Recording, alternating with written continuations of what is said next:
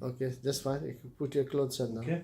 So So I have not taken the rest. Just okay. So tell me who you are. my name is Andrew Wild, and I needed a total hip replacement.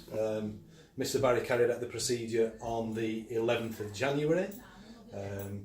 Early indications were pretty good, but I had a bad knee which prevented a recovery during the first week. However, subsequently through I think a very, very good operation and my due diligence with physiotherapy, I feel that 9 weeks later I've made a very, very good recovery. I'm due to see physiotherapy this morning. I am back in work doing some walking around the school that I work in.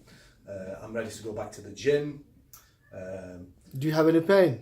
I have some soreness where the scar is. I think I need to build up muscle in my leg.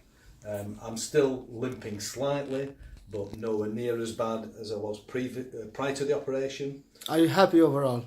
I'm extremely happy with both the procedure and the aftercare that I've received here at Highfield Hospital through Mr. Barry and through the physiotherapy team.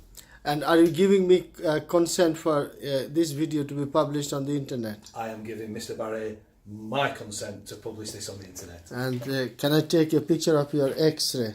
You can. Okay, so that is the picture of the finished product.